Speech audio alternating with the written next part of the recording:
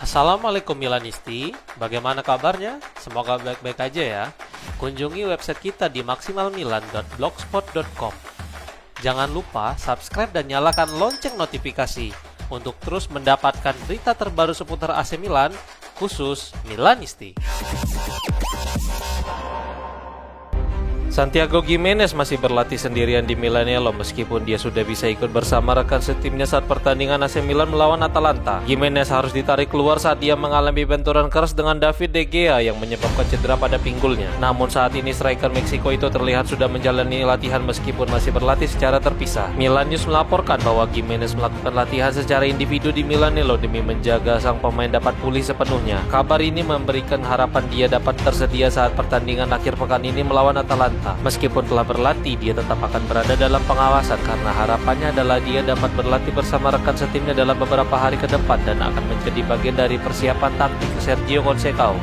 Mike Mignon akan menjalani tes pada tengah pekan ini untuk mengamati cedera kepala yang dialaminya akhir pekan lalu. Calciomercato.com melaporkan bahwa Mignon sedang berusaha pulih dari cedera kepala yang memaksanya untuk menghabiskan malam di rumah sakit dan meninggalkan rekan satu timnya saat mereka membantai Udinese. Sementara itu, Gianluca Di Marzio melaporkan bahwa dia harus istirahat total selama seminggu sebelum kembali merumput. Mantan pemain Lille itu bertekad mampu turun saat timnya berhadapan Atalanta akhir pekan ini. Sergio Conceição pun juga akan berhati-hati apakah akan menurunkannya atau tidak pada pertandingan tersebut.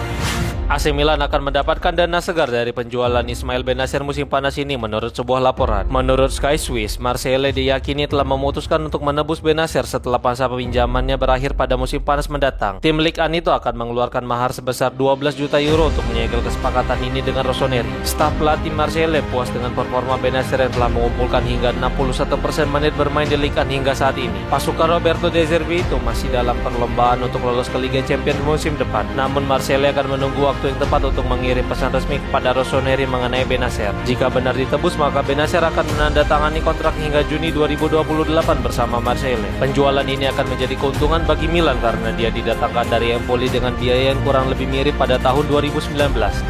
Mulai terlihat titik terang masa depan pinjaman dari Tammy Abraham dan Alexis Saelemaekers menurut sebuah laporan. Menurut Il Corriere dello Sport, Abraham dan Saelemaekers ingin tetap berada di klub mereka masing-masing saat ini. AC Milan menginginkan mahar sebesar 25 hingga 30 juta euro untuk melepas Saelemaekers, sedangkan AS Roma meminta sedikit lebih banyak dari itu, sehingga kesepakatan pertukaran pemain dapat terjadi. Namun muncul ide baru, yaitu memperpanjang masa pinjaman kedua pemain selama satu musim lagi yang dapat membantu keuangan klub musim panas ini, dan kesepakatan baru akan kembali dibahas pada akhir musim nanti setelah Milan menunjuk secara resmi direktur olahraga yang baru.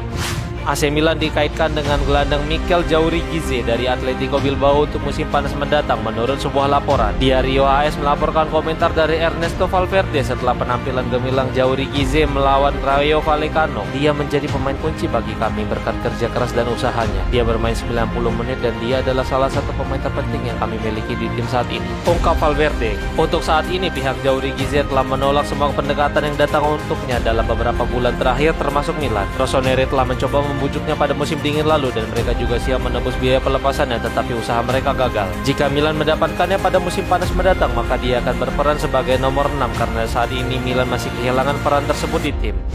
Francesco Totti mengungkapkan bahwa AC Milan dan Inter berusaha keras membawanya keluar dari AS Roma di masa lalu. Totti adalah salah satu legenda sepak bola Italia dan Roma. Penyerang itu menghabiskan seluruh karirnya bersama Giallorossi dan memenangkan gelar Serie A, 2 gelar Coppa Italia dan 2 gelar Supercoppa Italiana. Pada kesempatan ketika berbicara kepada Betshot Sport, Totti menanggapi pertanyaan dari Fabrizio Romano yang menanyakan peluang dia pindah ke Real Madrid, Milan atau Inter. Berikut komentar Totti. Apakah saya pernah berbicara dengan Florentino Perez? Tidak, saya menjauh dari klub berbicara dengannya karena dia memiliki hubungan yang sangat baik dengan Sensi.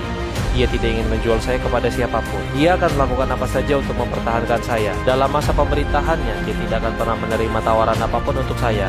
Dia menganggapku sebagai putranya. Milan dan Inter berusaha keras untuk mendapatkan saya, namun semuanya ditolak oleh presiden, ungkapnya.